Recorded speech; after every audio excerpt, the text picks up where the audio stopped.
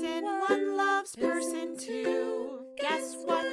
Shenanigans ensue. Person one hates person two. Guess what? Still shenanigans ensue. Person one fake dates person two. Guess what? You guessed it. Shenanigans ensue. Co-host one reports to co-host two. The name of the show? Shenanigans ensue. Yeah.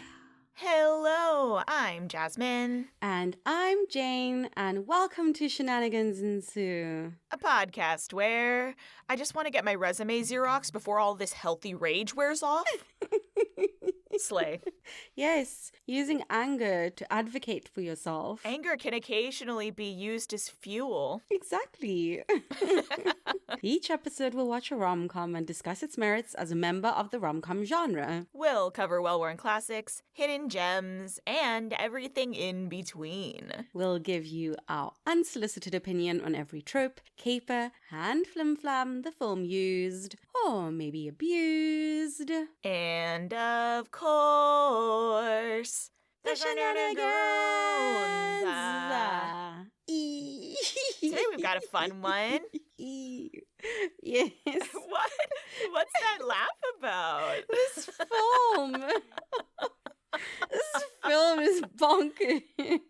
It really is. Today we are covering Picture Perfect. Yes, we took a little step back in time, wanted to hit a 90s film. Jennifer Aniston when she's just fresh-faced and up-and-coming. And the bacon. Yes, and the bacon. I love the bacon. Oh, same. It happened in the way I didn't expect. Yeah. I should have known he wasn't going to be the love interest. I just thought that he would be. Yeah. I mean, obviously, Kevin Bacon can be the love interest. Otherwise, we wouldn't have Footloose. But he's not, like, a good kid in that. No, he is the bad boy. Isn't that the premise, too? Yeah. Like, his mom moved him to this small town because he couldn't stop making trouble in the big city. And, of course, the Bacon is not actually the love interest. Although, I kind of wanted him to be at times. I was kind of rooting for them at some point. Yeah, very confusing. He has this whole moment of realization, and I was like, oh, maybe this is taking a turn. Maybe they will get there happily ever after. No. No. He just doubled down on his assholery again. Yeah. Dang it. So close. Shucks.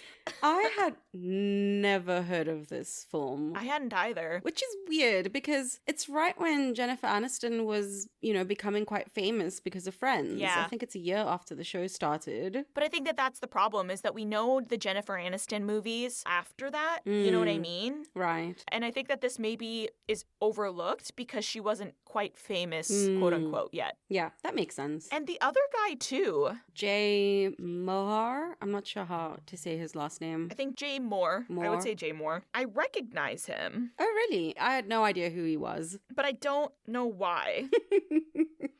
Is the IMDb being illuminating at all? I think maybe just from clips of Saturday Night Live sketches. Was he a cast member? He was for a very short period of time. Oh. Wild. Because he plays such a straight man for most of this film. Yeah. I don't know why I recognize him then. It must just be that. Yeah. Because I'm looking at the rest of his big stuff, and it's not stuff I super know. Mm-hmm. Television, maybe? Scrubs! What? He's in Scrubs? That's why I recognize him. There he is. I still don't recognize him. Yeah, Dr. Peter Fisher. I think he was like the overly nice doctor. That makes sense. Yeah. I can see him playing that. Mind you, it's been a hot couple years since I've seen Scrubs, but I don't remember him. So funny. Okay, cool. Well, now that that's mystery solved, We found him. let's hit that plot synopsis. I know my brain is still just like, I need to know more. Yeah. Let's do the plot synopsis. Ad exec Kate is struggling to advance in her career because her boss doesn't think she's serious in her personal life. Her friend uses a photograph of Kate and videographer Nick, who she just met, by the way, to trick the boss into thinking Kate is engaged. Shenanigans ensue. I hated that whole scene with the boss. Atrocious. I was like, what the hell is this? Rubbish. Was disgusting. And like everything that I've ever heard about working in an ad agency, like really honestly makes it sound like this scene was quite legit. Really? Yeah. This boss is giving her like 10 minutes before another meeting. That was atrocious. And Kate simply asks why she's not on the team for this Golden's Mustard ad because she's the one who came up with the idea. Yeah, the whole campaign. Emphasizing that it's number 2 instead of feeling bad about it. And instead of giving a straightforward answer, what he does do is he goes around the table to the other people who are there to point out all the ways that they are over leveraged financially, which makes him feel like he can trust that they're not going to jump to another ad agency with the Golden's account. Like, he needs people to be so locked into their job because they have so much debt. Terrible. And so he uses this excuse like, see, your friend's got an overly expensive mortgage. This guy just over-leveraged himself on a car he can't afford. This woman's got a car and a house she can't afford. What have you got? Clothes that I don't like. And then he's like, pivots. And by the way, you should be, quote, dressing for the job you want. Wow. You get it? Gross. Ew. I also didn't like that he was using it as a way to say these people are committed, not just that they're in crippling debt. No, but the crippling debt is the reason why they're committed. Yeah. He's using capitalism as a tool of slavery. But he's saying to her, like, look, I can see that they're committed to the work because they're committed in their personal lives. You aren't committed in your personal life, so therefore you're not committed to the work, in addition to, you know, being able to afford all of this. I don't think he even cared about that because they're all in their, like, third marriages and stuff. I think that it was just the idea that they're literally beholden to him because he's signing the checks that don't make them go into foreclosure on their homes or get their cars repoed. They're so over-leveraged, they can't quit this job or jump ship. They have to be loyal. I thought it was saying he doesn't see that she's committed, that she could just pack up and leave. So he's intimating that she's just going to leave because she doesn't have anything tying her. Right, because she's not in debt. Like, he only used debt examples. It's a toxic relationship, and that's my understanding of the ad world. I wrote in my notes, just because they are committed, like, in other aspects of their lives, doesn't mean they can't leave their job. They can still find another job, you know? Even if they have a mortgage, who's to say they can't take interviews with other people? If you're at that high of a level and you're that leveraged, you probably won't. You're gonna roll the dice. I don't know if they want you bad enough. It's crazy. Okay, I love that we finally have a rom-com set in the cutthroat world of ad agencies. Because I've had people that I've known who have worked in ad agencies, and it seems like very similar to finance pros. And so, like, the thing that's very interesting about ad agencies to me is that it's a world that is structured and toxic like finance, but it seems that the avenues for success are wider open for women.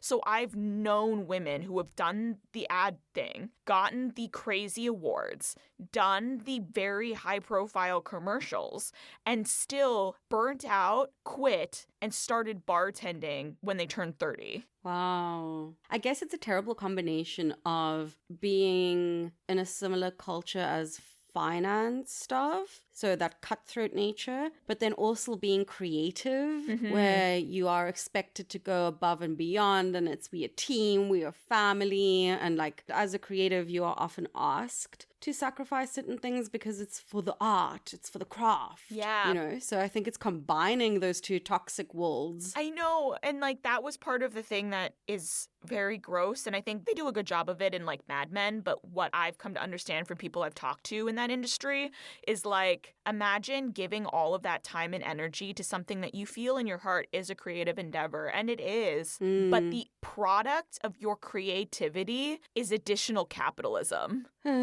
That's heartbreaking. It is. It hurts me. Because when I was a kid, I loved to make up jingles and slogans, and I still do. Yeah. But I don't think I could cut it in the ad world.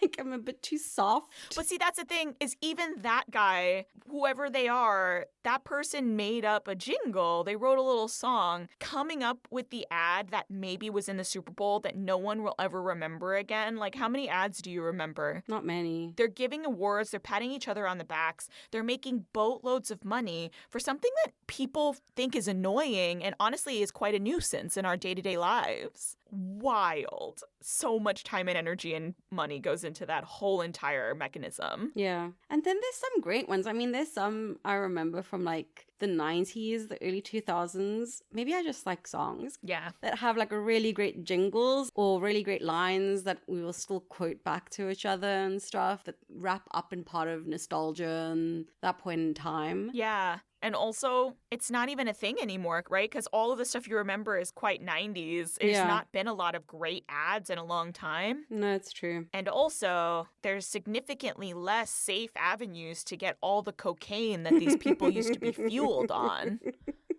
Oh boy. It's just not safe out in these streets anymore. So, Don't know what they're cutting that stuff with anymore. nope. I'm not trying to catch some fent. Gosh.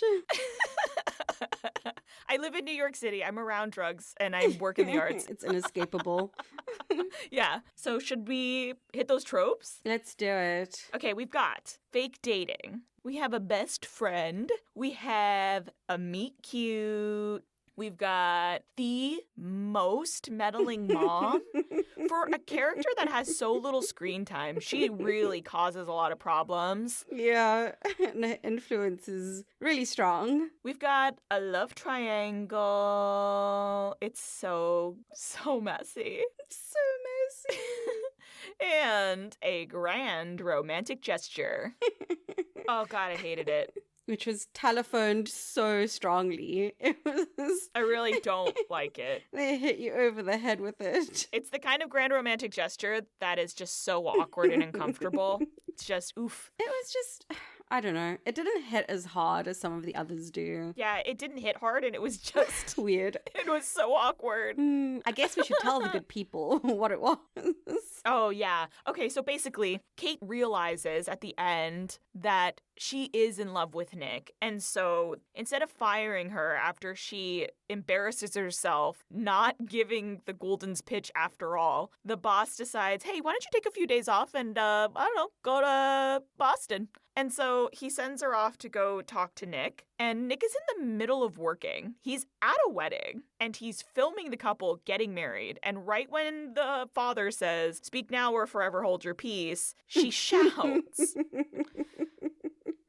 I hated this so much because she was interrupting his work He's at work. and ruining this couple's wedding. Couldn't she just wait for him to finish filming the ceremony? It's not that pressing. It's really not. And so she's trying to convince him to speak to her. And he's like, I'm at work. Stop. I can't speak to you right now. Shut up. And she's like, no. Right at the moment of, does anyone have anything to say? Yeah. It's terrible. And then it just interrupts the whole wedding for no reason. The groom has to say the cliched line, Yeah. I've never seen that woman a day in my life. And then Nick stops the wedding, passes the camera off to someone else. A kid. Not just someone else. A kid. Oh my God. Not an assistant or grown adult. A teenager. And the camera is now in the hands of this child while he goes to talk to Kate. In the church. Kiss her in the middle of someone else's ceremony. Wild. Everyone claps. Now it's time for the actual couple getting married to finish this thing. So the father finishes the ceremony. They kiss. Who's filming? They missed the moment. Terrible. I'd be so pissed. He would be getting the worst review ever. You just absolutely tanked this guy's career, which I guess is fine because if this relationship's going to work, he's not working in Boston anymore anyway, so he has to start over in New York. I have no idea what the end goal is. So funny. What I actually thought we were talking about before you said what it was when he got the watch for her. Oh! They telegraphed that so hard. Honestly, there's like 3 grand romantic gestures. The watch that he leaves in the envelope and then dips out. The fact that she embarrasses herself during the pitch meeting. Right. And then embarrasses herself again at the wedding. Girl. Rule of threes all over the place. Oh, yeah. We'll get to that. The watch was really funny, though, too, because they do telegraph everything, having a whole Yes. conversation, and the only thing that you can tell him about your dad is that he got you the Cinderella watch. Which you wish you kept. Of course it's going to make an appearance later. Yeah. Way too much, you guys. And there's no other significance to it other than that she tells him the story. Like, I'm thinking of A Tourist's Guide to Love, where he buys that scarf for her because she was trying to bargain with the lady. And, you know, like, there's a little more significance to the scarf. Yeah. Oh, my God. Like, it's a shared moment between them. Hilarious. So funny. And that he put the watch in the envelope of money that she gave him and gave it back to her.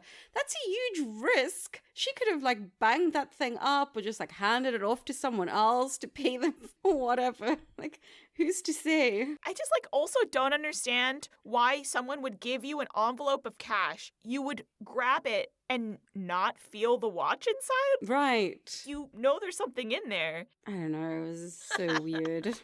I also, oh my gosh. So we just told you about the actual love interest and the premise of the film, but we haven't even told you how Kevin Bacon even enters the equation. Oh, right. Of course. So, love triangle. Love triangle. Her friend, Darcy, has lied about Kate being engaged so that Kate looks like more of a, quote, grown-up in the eyes of the boss so that maybe she can get that promotion. So, now that she's taken, all the guys in the office suddenly want her. And you think Kevin Bacon has missed the conversation because he's turned and he's on the phone. At least that's what I thought. I got some impression where I was like, maybe he doesn't know because he starts to hit on her in the restaurant the next day with this work event or whatever. And then they go home together and she's saying, I don't normally do this. And she's talking about a one-night stand or going home on the first date. Yeah. And he brings up the fake fiance. I think it's a kink of his. It has to be. Yeah, it's so gross, especially because of the way that he plays back and forth. He like sobs about it later. He wants her. She tells him she's single when they break up. He very suddenly doesn't want her anymore and Yeah. he asks if she did it for him. It's gross. Ugh.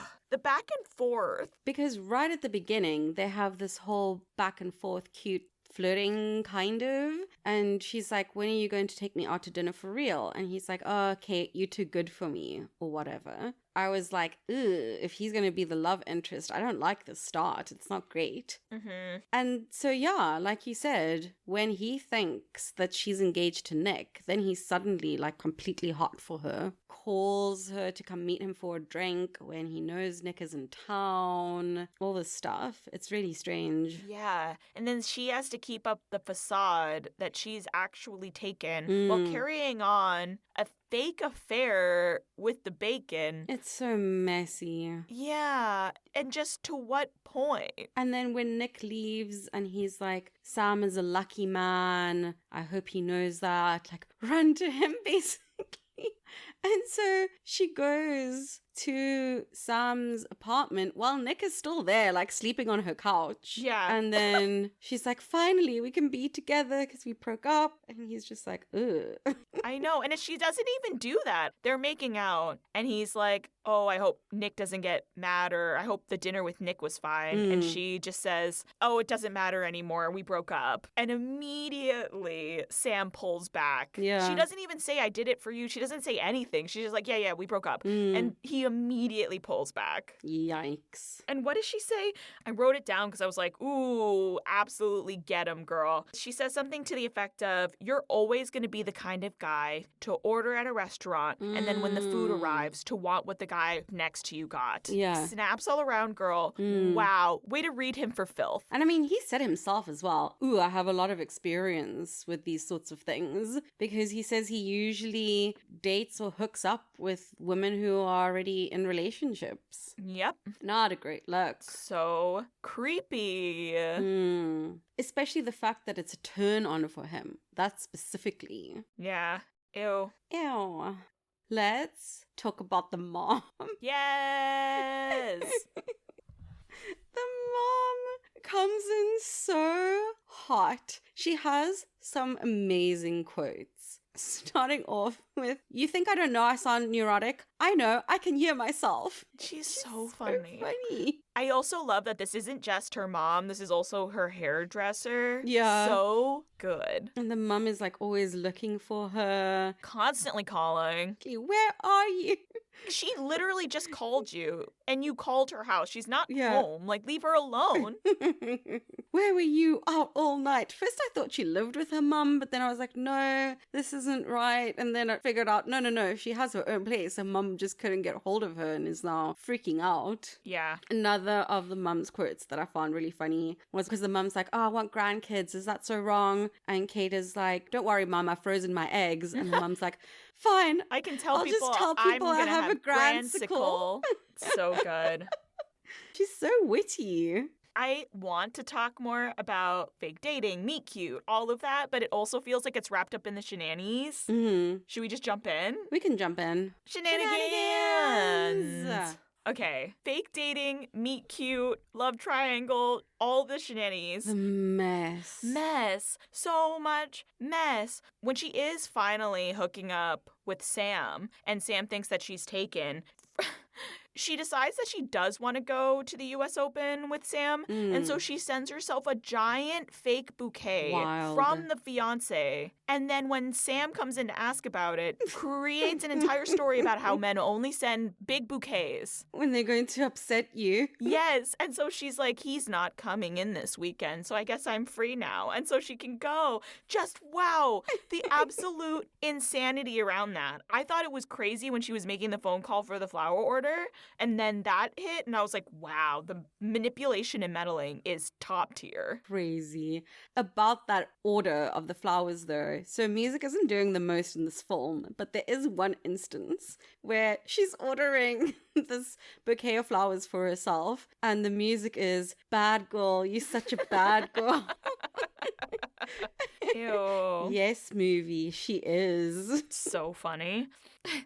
I should have said this earlier, but when they're in the chapel and she's interrupting at the end, and everybody in the wedding are eavesdropping on the two of them before they hook up, when they finally kiss and they turn, the whole entire audience turns back to the main couple getting married. It was just like, these kind of physical bits absolutely kill me. The coordination, Yeah. me too, because it takes so much work to do these bits, but they're so funny. It makes it so much sweeter. Like, you hear the movement as in one, they all go whoops to look at them, and then whoops back to the bride and groom.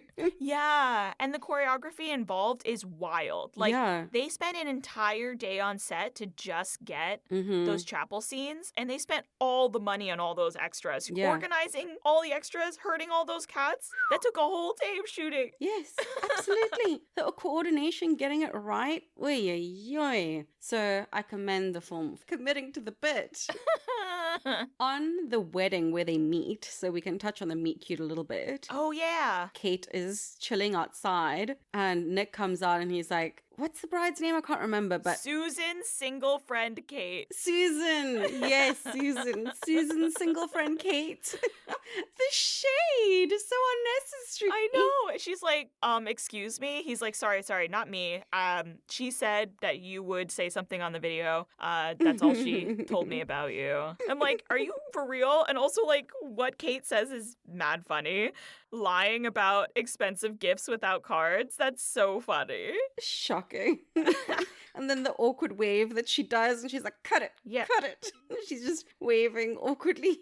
Done, cut. And I can't. How is Kate the only single friend? Right? I do find it funny that they paid it off, though, by dissing her like that with the bouquet toss. And it's not a bouquet toss. Literally, it's like, okay, single ladies, it's bouquet toss time, and she's the only one who walks over. Yeah. They actually emphasize it by having the camera shoot back to all the other women Savage. with men behind their shoulders. And then back to Kate, she's like, just give me the damn thing. We're not throwing it. She just hands it to her. Yay, I win. Woo. Okay. Yay. Which, of course, Nick has caught the garter, so the two of them pose for a picture together, as is customary. So this is how this whole business starts. It's so funny. At the wedding as well, because it seems that Kate has another friend at that wedding, but she's not seated at that table. So she wanders off, and we first see two nuns at the table. I really thought it was just going to be her at a table full of nuns.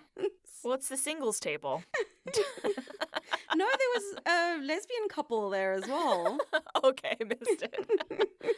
Oh, I do love how hot this movie came in. Right? Yeah, we come in with a conversation that's clearly two people about to get down and dirty. Mm-hmm. And it blows up because he refuses to put a condom on. Yeah. And she kicks him out. Which, good for you, girl. Yeah, but like, what the hell, my guy? And then he tries to make a bunch of excuses up. She sends him packing. We get a New York City commute montage. Love. And then when we're in the office, it turns out that he works there. What? Girl, stop. I missed that. Yeah, he works there? That's why she pulls her into the side room. Darcy's like, oh, so you had a bad date with blah, blah, blah.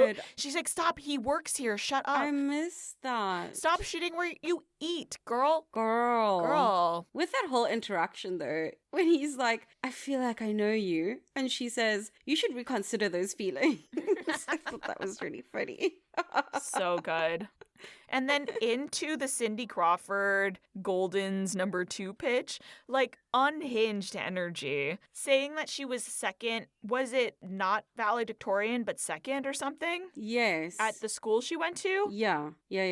She came in second. And so she came in second for valedictorian at whatever university she went to. And so the whole pitch is Golden's is the #2 mustard in the country. They just really want a pitch that'll say, hey, if you try us, you'll like us.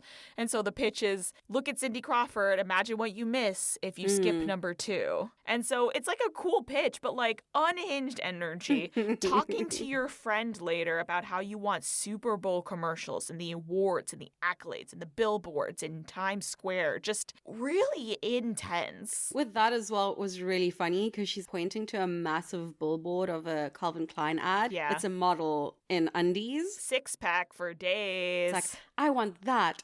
And the friend's like, oh yeah, who doesn't?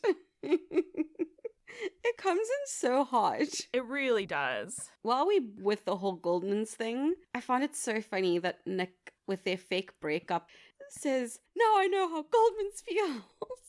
He's saying he's coming in second to her work. Oh, yeah. I love that whole breakup scene, too. He's like, I have a mistress because she has a mistress. The other woman's just like, oh, she's gay?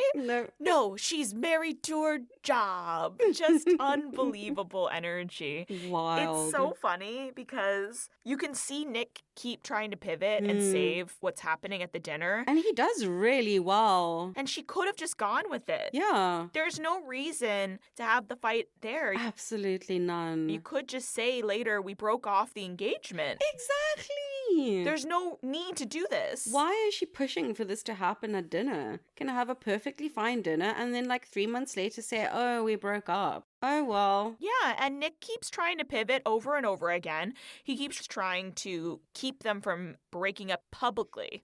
And she ends up forcing his hand by crying at the table. And so he gets actually, I think, legitimately upset, which is what kind of sparks this hot mess express. Now that we're talking about this, do you think she has a thing about public humiliation? Because she's sure chasing it quite a bit. Like, why did they have to break up in this big messy scene in front of everyone? Why couldn't it have been a quiet, muted thing? And then also, why did she have to tell everyone she was lying about Nick before she's supposed to give a pitch? It's got nothing to do with anything with a pitch, really. Yeah. The fact that she lied about Nick. And then tearing down these people's wedding, Yeah. essentially, by interrupting the whole thing. And then incorporating the entire lie on the phone with your mother because she's not buying the truth. And so now your mom's wrapped up in the lie as well. Woof. And then making Nick talk on the phone with her. She can't stop being a mess. How much do you think $1,000 is now adjusted for inflation from 90 whatever? 1995. I don't know.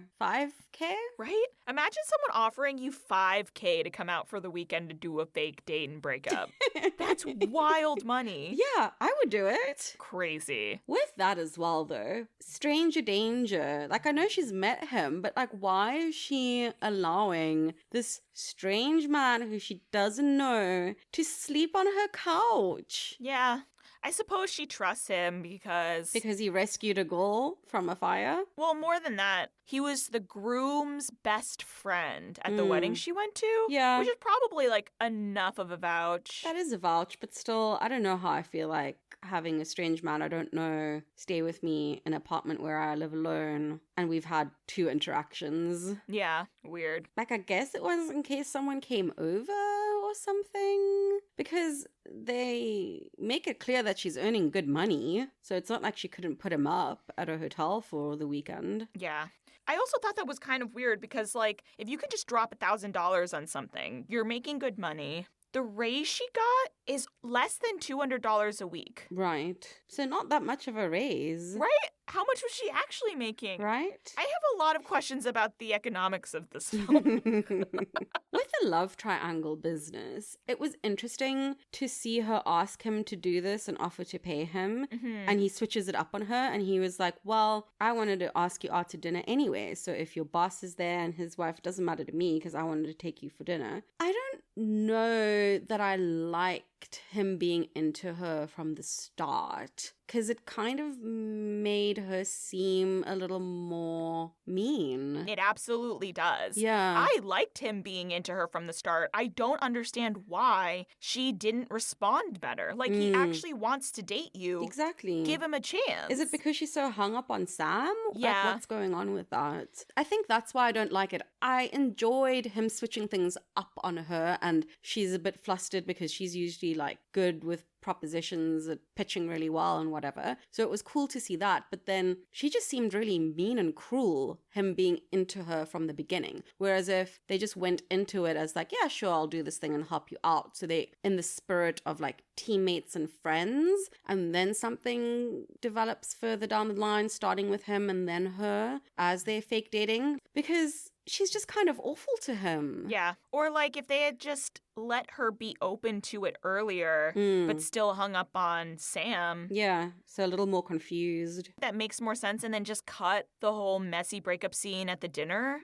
Watch her try a few times and then fail and like have them dance. Yeah. And then she has to make up something at work. Like, I don't know. I just don't like how much they had to push because she really does just come across kind of mean. Yeah. And then makes out that he's the bad guy. I don't know. It just made it difficult for me to root for her. We made him so lovable and we made her really nasty for some reason. And I don't know why that was the case. Of course, we need the other guy to be kind of like icky because we don't want her to end up with Sam. Yeah. But this main relationship should feel sweet. There shouldn't be all of that. It's enough already that she's being manipulative with like the flowers and the lies. Yeah. They didn't need to make her nasty towards Nick because there's no reason for him to take her back. No. I mean, she abandons him on his first night in a strange city because the bacon called her up and is like, I need you now. Yeah, I didn't mind that.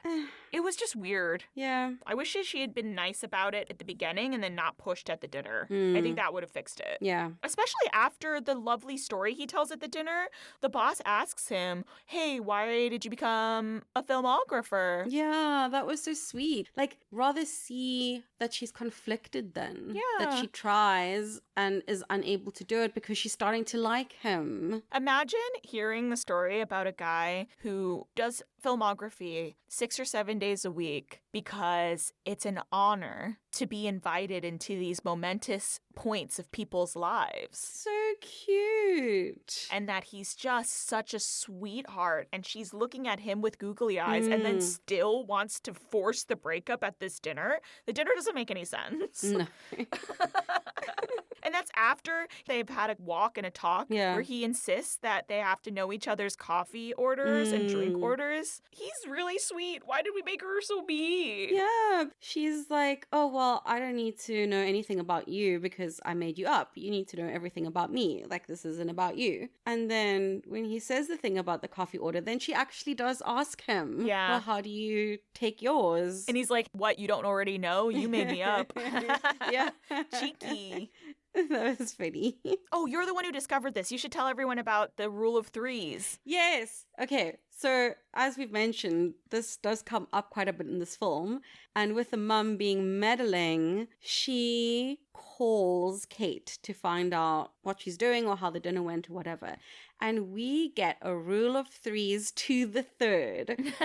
We don't hear what the mum is asking, but Kate says, my floral dress, my snakeskin sandals, and my beaded bag. And then later, the mum talks to Nick on the phone and must also ask him what he's wearing. And he says, a pair of boxer shorts, a t-shirt, and a smile. And then she speaks to Kate again.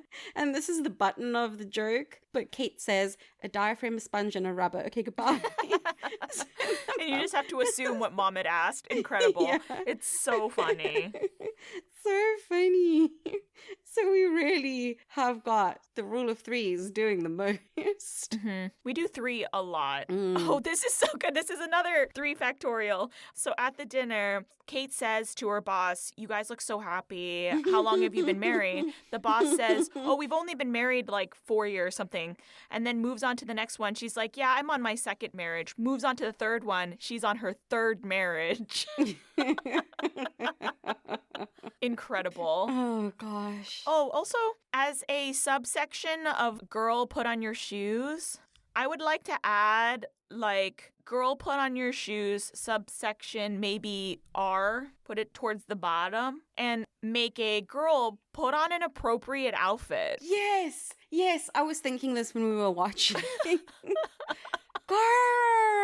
This is a business. Time and place. Yeah, you're at work. Time and place. Or you're at a work event. you look great. You look but incredible. come on. But that is a mini skirt. I know it's the 90s, but that is a mini skirt, girl. It's so teeny, teeny, tiny. Girl. Girl. The fit for the work event, the Goldman's thing, which was very funny that they're serving hot dogs at this very fancy event Love that. for the mustard. I mean, she looks gorgeous. That color is beautiful on her, but it's so short and so busty at the same time. It's too many things. That's a club dress. Yeah. Even for like a wedding or something, it's too much. Yeah. And they literally told her to go out and get a new dress. Yeah. And that's the one she got. Girl. You did not understand the assignment. It's a work event. If they wanted you to dress like that, they would have said, wear something nice that you already own.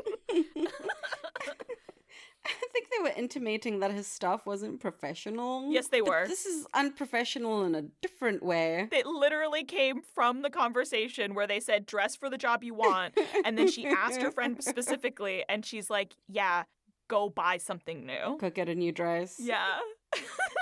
Speaking of that work event, that guy who had a secondary pitch for Golden's, Yuck. ick, spread this. Disgusting. And then she just says, yep, I'm having a physical reaction to that. Thank you so much. So funny. The most diplomatic way she could be about this, because his pitch is to have a model naked or appearing to be naked behind a burger or a bun or something with the tag being spread this. I couldn't even say it. Yeah, it's not good. And then he's so proud of it. He shouldn't be. Mm-mm. And then they're still like, oh, I mean, you don't get to say that much anymore. Meh, meh, meh. Ew. Gross.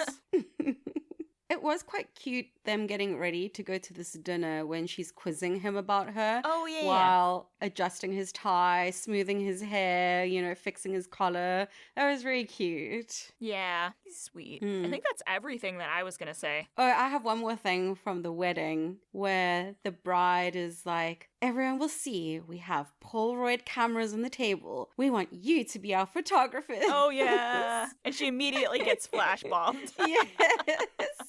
She's like, oh, yes, this was the idea. You got exactly what you asked for. And everyone took all the pictures of that moment. Fantastic. And probably never again. It does tickle me when we see older films with this new technology and it's being made fun of in the same way, we're familiar with it in terms of cell phones or whatever. Oh, yeah. It really tickles me. Oh, gosh, it was so funny, too. When she does abandon Nick to go on that date with Sam, she tells Nick what restaurant she's going to, and then she says, you can look it up in the phone book if you need me. And I was like, time period. I don't remember the last time I've seen a phone book. Oy, last century. Honestly. Gotta be. The Yellow Pages. That's a jingle I remember. Just get your fingers walking through the Yellow Pages. That's so funny. Okay, I think that's everything I wanted to talk about. Yeah, me too. Great.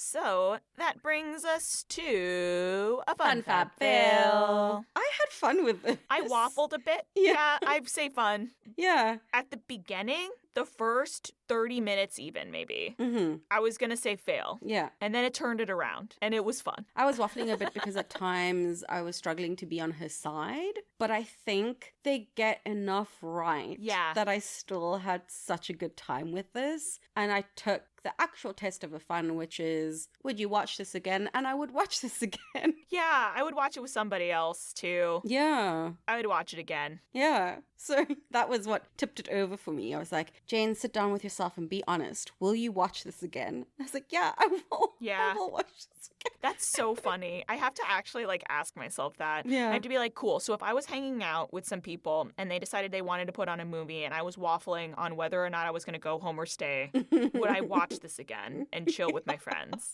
Yes. Perhaps not for the same reasons as some other funs, but still nonetheless, still watch it. Yeah, I would watch it again. Soft fun. Yeah, yeah. It is unexpectedly funny. It surprises you. Yeah. And it's clippy. It moves. It does. And I'm glad that she doesn't end up with Sam. And I'm glad that we make him enough of a gross person. And I'm glad that the relationship triangle was messy enough that at different points in the film, you kind of root for different guys. Yeah. Which has never happened before. True. From what I'm remembering of other films. Yeah. There's a couple, but they did a good job of navigating this one. Mm-hmm. A surprise fun. Surprise fun. So are we calling this a hidden gem? Yeah, I think so. I think more people should know about this. Yeah. I don't even know. I feel like Hidden Gem might be for a fab that nobody's heard of. Right, fair. But so like a hidden crystal then. A hidden crystal. Legends of the Hidden Crystal. It feels like that Nickelodeon show. It's a beautiful rose quartz. Yeah. Gorgeous rose quartz. I was going to be like a hidden geode. Amethyst. Oh, gosh. Okay. Oh, you know what that means. It's time for our favorite segment. Give me the cheese, please. So we had a guest last time. Ah, yes. So it doesn't matter which direction we go in. Okay. Okay, we'll count it down and then go on vibes. Yeah. 3, 2, 2, 1. Cumin Roquefort. cheese. Oh. Ah. What did you say? I missed it. Cumin cheese. Human cheese. Mm-hmm. That's what I thought you said, and I was like, surely not. I don't know what that is. Oh, have you not had it? You should go first. Okay. Cumin cheese. As the name suggests, it's a cheese with cumin in it. Oh, I thought you said human, and I was like, what the fuck is human cheese? Oh, cumin. My best American. Cumin without the liquid U. No, I just didn't hear the C at the beginning. Oh, you thought I was saying human? Human, like a person. Oh, like a person cheese? No. I'm not, what's his face in Superstore who was trying to make Yeah, that's human why I was like, cheese? what the hell is human cheese? I just did not hear the C at all. Just some cumin cheese or some cumin cheese. Okay, it's not a cheese that you would typically think of. It's not a cheese that I typically reach for. Every time I have it, I'm like, oh yeah, this is nice. I'm enjoying this. And then it just kind of gets like abandoned and forgotten again until I pick it up again when I see it on a charcuterie.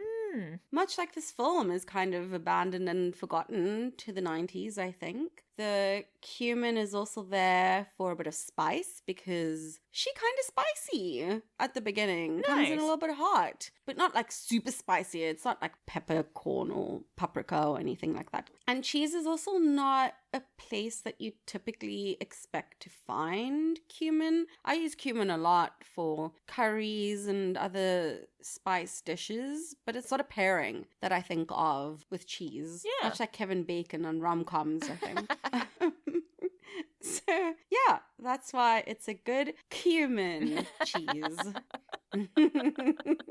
Makes way more sense than human cheese. Okay, so I went with Roquefort in a similar way, but with a different approach. The upfront scent of this cheese is not appealing. This film starts, and I was a little put off. I was not into it. You were out of there. I really thought for the first at least 20 minutes that this was going to be a fail. But I am a cheese person. I am a rom-com person.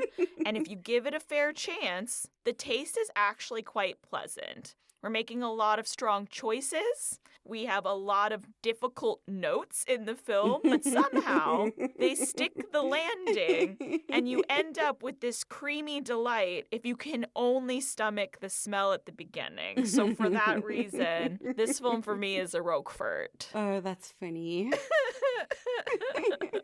Well, everyone, there you have it. That was our discussion of Picture Perfect. Let us know your thoughts on the movie, any shenanigans we may have missed, or what cheese you think it is. You can follow us on Instagram at shenanigansendsupod, or you can email us at shenanigansendsupod@gmail.com. We hope you'll join us next time, and until then, I like you more every minute I spend with you. Bye. Bye. I was trying so hard not to say pitch perfect the whole time. Every time I went to Google it, Yeah. even when I put Picture Perfect, it wanted to give me Pitch Perfect. That's so funny. I like Googled movie quotes, and part of the options were like Pitch Perfect. And I was like, this is not the same film.